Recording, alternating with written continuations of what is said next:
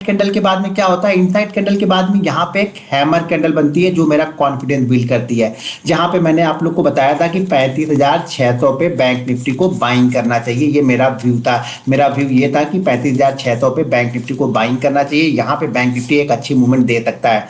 दूसरी चीज, मैंने एक चीज और अपडेट की थी आप लोगों की, 35,700 के ऊपर बैंक निफ्टी फास्ट मूव करेगा, मतलब फास्ट मूव यानी तेजी से यहां से भागेगा 100-150 पॉइंट। अपने प्रीमियम ग्रुप में हमने अपडेट करके बताया था कि 35,711 के ऊपर बैंक निफ्टी 150 से लेकर के 200 पॉइंट का यहां पे मूव कर सकता है, वो भी फास्ट मूव कर सकता है। और बैंक निफ्टी ने बहुत जबरदस्त यहाँ 5 मिनट देखेंगे, 5 to 6 मिनट में ही बैंक निफ्टी ने यहाँ पे 200 पॉइंट की मूवमेंट यहाँ पे हमें दे दी थी। ये मैंने प्रीमियम ग्रुप में ऑलरेडी अपडेट करके बताया था। चलिए मैं पहले प्रीमियम ग्रुप में दिखा देता हूँ आप लोग को, इसको एडिट कर। देखिए मैंने ये पोस्ट डाला हुआ है 9:29 मिनट पे, और ये तो 150 से 200 पॉइंट की मूवमेंट है बताते, उसमें आप लोग को वहां पे के बाद मैंने ये एरो बनाया है 900 का, यानी 900 का टारगेट के आसपास का ये एरो था। 35,900 नीचे जाएगा। देखिए पहली कैंडल होल्ड कर गई, ये कॉन्फिडेंस बना क्योंकि बड़े मूवमेंट के बाद में सेलर यहाँ पे एक्टिव नहीं हुए। सेकंड कैंडल ने होल्ड किया यानी इनसाइड कैंडल बनी। दो चीजें सेकंड कंफर्मेशन मुझे मिला। थर्ड चीज ये बन गई कि थर्ड कैंडल नीचे 35,000 के यानी सुबह वाले लो के आसपास आती है, लो के पास से ही घूम के यहाँ पे हैमर कैंडल बनाती है। तो ये यहाँ पे क्या करती है, यहाँ पे मेरा ये कॉन्फिडेंस बिल्ड करती है। जो ये हैमर बनती है ना, ये कॉन्फिडेंस बिल्ड करती है। और किसी भी कैंडल ने क्लोजिंग देखिए इस क्लोजिंग से नीचे नहीं की है, यानी जो पहली 5 मिनट की कैंडल की क्लोजिंग है उस क्लोजिंग से नीचे किसी भी कैंडल ने यहाँ पे क्लोज नहीं किया है। तो मेरा यहाँ पे व्यू स्ट्रांग हो जाता है बाइंग साइड का। देखो थोड़ा सा रिस्क तो हर जगह रहता है। अगर हमने यहाँ पे 35,600 पे बाइंग किया है तो स्टॉप लॉस कितना, मैंने 480 दिया, लेकिन शायद डे लो के नीचे यानी 35,500 के 50 के आसपास शायद निकलता तो शायद एक व्यू बनाता या मैं अपडेट कर देता कि यहां से एग्जिट कर जाना चाहिए। क्योंकि एक देखिए पहले स्टॉप लॉस तो आपको सेफ लेके ही चलना है। तो यहां से जैसे ही बैंक निफ्टी ने ये 711 वाला लेवल क्रॉस किया, यहां से एक बहुत अच्छी मूवमेंट हमें देखने को मिली। अब ये मूवमेंट हमें क्यों देखने को मिली, इसकी एनालिसिस समझ लीजिए।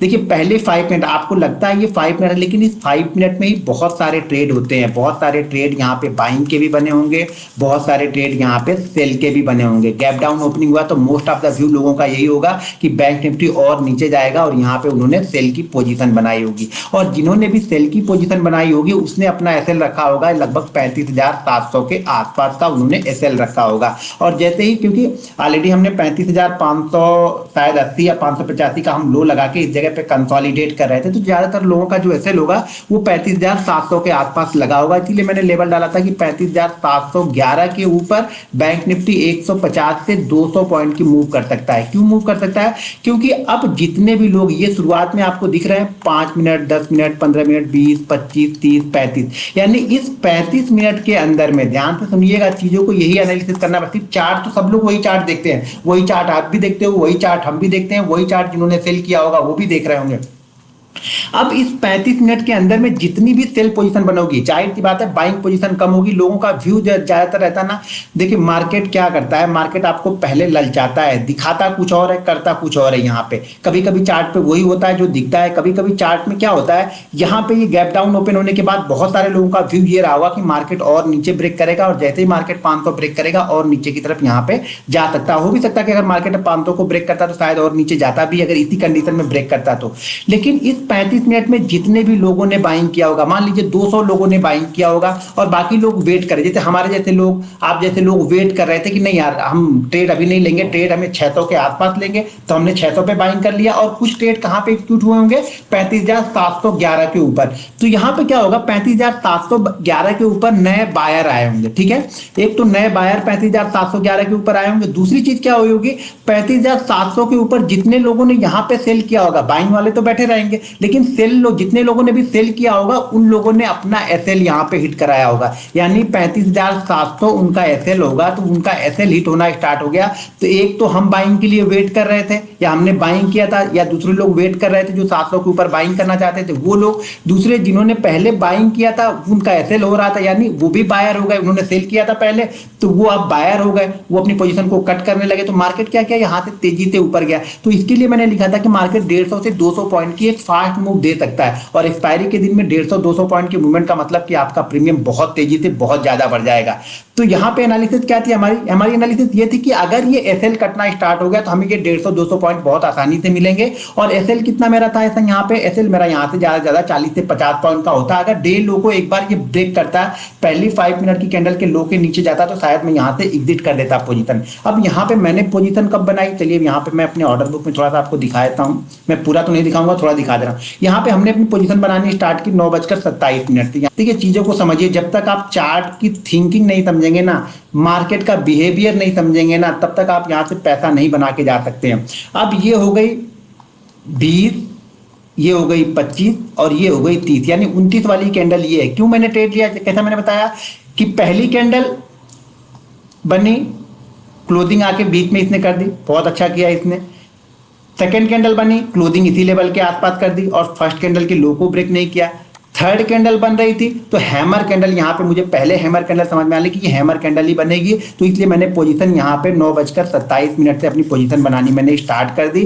क्योंकि इस ट्रेड को मैं अगर यहाँ पे पकड़ने जाऊंगा तो बहुत फास्ट मूव होगा। जैसे कि मैंने बार बार लिखता हूँ कि फास्ट मूवमेंट, जहाँ पे फास्ट मूवमेंट होने की उम्मीद होती है मुझे, उसके पहले आपको पोजीशन बनानी पड़ती है। तो इसमें क्या होगा, महंगा मिलेगा। मान लीजिए जो मुझे शायद 220 में मिल रहा था वो शायद मुझे 250 में मिलेगा, और अगला शायद वो 260 में मिलेगा, और जब तीसरा बास्केट डालूंगा तो शायद वो 270 में मिलेगा, तो एवरेज मेरा ऊपर हो जाएगा यहाँ पे। तो यहाँ पे हमेशा फास्ट मूव के पहले थोड़ी सी पोजीशन बनानी पड़ती है। यहाँ पे ये थोड़ा सा आपको एज्यूम करना पड़ता है। वैसे भी एसएल 600 का दिया था, ऑलरेडी 650-700 के आसपास ये कंटिन्यू यहाँ पे ट्रेड कर रहा था। इस जगह के मेरे बाइंग प्राइस के पास, जो भी ऑप्शन की मेरी बाइंग प्राइस थी उसी के पास 10 रुपए 20 रुपए के ऊपर नीचे यहाँ पे ये हो रहा था। लेकिन जैसे ही इसके ऊपर निकला, एक जबरदस्त मूवमेंट हमें यहाँ पे देखने को मिली बैंक निफ्टी में। बैंक निफ्टी डायरेक्ट 5-7 मिनट के अंदर में ही 200 पॉइंट यहाँ से निकला। तो यहां पे मेरा व्यू क्या क्या था, पहली चीज फर्स्ट कैंडल का लो ब्रेक नहीं हो रहा था और ऊपर इसने क्लोजिंग दी। सेकंड कैंडल ने भी फर्स्ट कैंडल का लो ब्रेक नहीं किया। थर्ड कैंडल भी सेकंड कैंडल फर्स्ट कैंडल के आसपास आके हैमर कैंडल बनाती है और ऊपर की साइड में निकलती है। और उसके बाद मेरा व्यू ये था कि अगर ये इसके ऊपर कहीं निकलना स्टार्ट किया तो इतनी देर में जितनी भी शॉर्ट पोजीशन बनी होगी वो सारी शॉर्ट पोजीशन कवर होगी। और वही हुआ, मार्केट ने शॉर्ट पोजीशन यहाँ पे कवर की और एक जबरदस्त मूवमेंट हमें यहाँ पे बैंक निफ्टी में देखने को मिली। और यहाँ पे मैंने जो लिया था ट्रेड, यहाँ पे देखिए मैंने जो ट्रेड लिया है, यहाँ पे मैंने ट्रेड लिया है 35,500 की कॉल ली थी, 35,600 की कॉल ली थी और 35,400 की कॉल मैंने बाद में ली थी। ये मैंने लगभग 1-1:30 बजे पोजीशन बनाई थी, जब मैंने 35,500 के पास ट्रेड कर रहा था। और मैंने अपने प्रीमियम ग्रुप में पोस्ट, हमेशा प्रॉफिट के पैसे से लेता हूं। मैं बार बार बोलता हूं, अगर जिस दिन आप प्रॉफिट के पैसे से रिस्क लेना स्टार्ट कर देंगे ना, आप बहुत अच्छे ट्रेडर बन जाएंगे। आप कैपिटल पे ज्यादा रिस्क मत लो, पहले प्रॉफिट थोड़ा थोड़ा प्रॉफिट इकट्ठा करो। प्रॉफिट इकट्ठा होने के बाद उस प्रॉफिट में से रिस्क लोगे तो आप एक अच्छे ट्रेडर बनोगे। सेकंड जो 400 वाला ट्रेड है, मैं उसकी थोड़ी सी एनालिसिस आप लोग को बता दूं कि वो ट्रेड मैंने यहाँ पे लिया था, सेकंड ट्रेड यहाँ पे लिया था। जैसे ये इसके बीच में जब ये ट्रेड कर रहा था, कंसोलिडेट कर रहा था, एक बार गया फिर आया। मैंने 1:14 पे वो पोस्ट डाला हुआ है कि 70 के ऊपर निकलेगा, तब 1:14 इस कैंडल पे मैंने इस कैंडल पे मैंने ये पोस्ट डाला हुआ है। जब ये ऊपर की साइड में नीचे आके रेड कैंडल बनने के बाद ये ग्रीन कैंडल जब बनने लगी तब मैंने डाला है। और देखिए यहाँ पे जैसे ही ये 35,570 के ऊपर निकला, यहाँ पे इसने हाई लगाया 35,717 का, यानी यहाँ से 140 से 150 पॉइंट की हमें वन वे मूव मिल गई। 3 से 4 मिनट के अंदर में ही हमें 140 पॉइंट की मूव मिल गई। और 140 पॉइंट के मूवमेंट का मतलब है कि जो भी आपने कॉल लिया होगा, जैसे मैंने यहाँ पे 400 की कॉल ली, तो वो कॉल आपको 100 पॉइंट से ज्यादा का मूव करेगी। क्योंकि 100 पॉइंट बैंक निफ्टी का मतलब है कि यहाँ पे 1:30 बजे की आपकी वो कॉल की प्रीमियम 100 पॉइंट से ज्यादा का मूव उसने कर दिया होगा। तो यहाँ पर भी बहुत जबरदस्त प्रॉफिट हुआ। यहाँ पे क्या हुआ था, यहाँ पे क्यों मैंने ये बोला कि इसके ऊपर एक मूवमेंट मिलेगी, क्योंकि देखिए ये 500 के आसपास आके ये कंटिन्यू यहाँ पे सस्टेन कर रहा था, कंटिन्यू सस्टेन कर रहा था। तो यहाँ पर एक व्यू था कि एक मूव यहाँ पे 100 से 150 पॉइंट का एक मूव मिलना चाहिए, क्योंकि यहाँ पे भी थोड़ी सी शॉर्ट कवरिंग हो सकती है। तो यहाँ पे वो शॉर्ट कवरिंग हुई, मार्केट ने यहाँ पे 100 से 150 पॉइंट का एक मूवमेंट हमें दिया, तो वहां पर भी एक अच्छा प्रॉफिट यहाँ पे बन गया। पहली कंडीशन ऑलरेडी मैंने बता दी, सेकंड कंडीशन भी मैंने बता दी। मेरा 35,500 की कॉल का जो प्रॉफिट था, देखिए पूरा प्रॉफिट तो अब मैं दिखाने वाला नहीं हूँ। होता क्या है ना, लोगों को 2,000 प्रॉफिट 5,000 प्रॉफिट बनते नहीं, वो ये नहीं देखते